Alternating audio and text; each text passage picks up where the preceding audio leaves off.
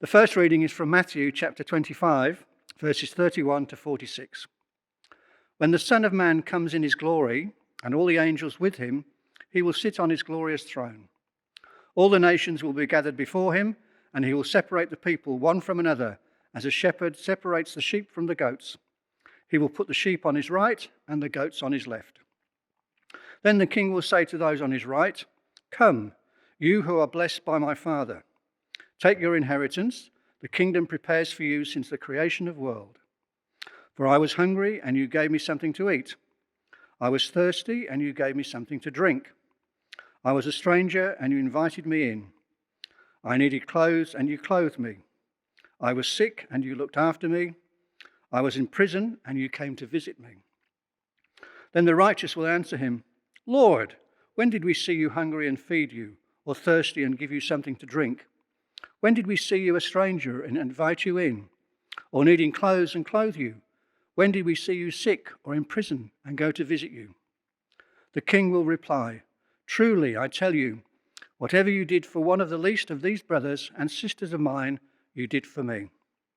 Then he will say to those on his left, "Depart from me, you who are cursed, into the eternal fire prepared for the devil and his angels. For I was hungry, and you gave me nothing to eat. I was thirsty, and you gave me nothing to drink.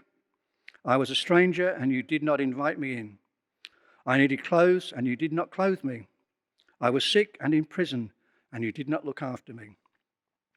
They also will answer, "Lord, when did we see you hungry or thirsty, or a stranger, or needing clothes, or sick or in prison, and did not help you?" He will reply, "Truly, I tell you, whatever you did not do for one of the least of these, you did not do for me." Then they will go away to eternal punishment, but the righteous to eternal life. The second reading is from 3 John, verses 1 to 14. To my dear friend Gaius, whom I love in the truth. Dear friend, I pray that you may enjoy good health and that all may go well with you, even as your soul is getting along well.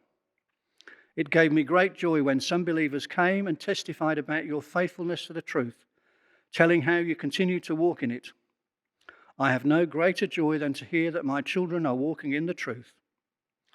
Dear friend, you are faithful in what you are doing for the brothers and sisters, even though they are strangers to you. They have told the church about your love. Please send them on their way in a manner that honors God. It was for the sake of the name that they went out, receiving no help from the pagans. We ought therefore to show hospitality to such people so that we may work together for the truth. I wrote to the church, Diotrephes, who loves to be first, will not welcome us. So when I come, I will call attention to what he is doing, spreading malicious nonsense about us. Not satisfied with that, he even refuses to welcome other believers. He also stops those who do so and puts them out of the church. Dear friend, do not imitate what is evil, but what is good. Anyone who does what is good is from God. Anyone who does what is evil has not seen God. Demetrius is well spoken of by everyone, and even by the truth itself. We also speak well of him, and you know that our testimony is true. I have much to write to you, but I do not want to do so with pen and ink. I hope to see you soon, and we will talk face to face. Peace to you. The friends here send their greetings. Greet the friends there by name. This is the word of the Lord. Thanks be to God.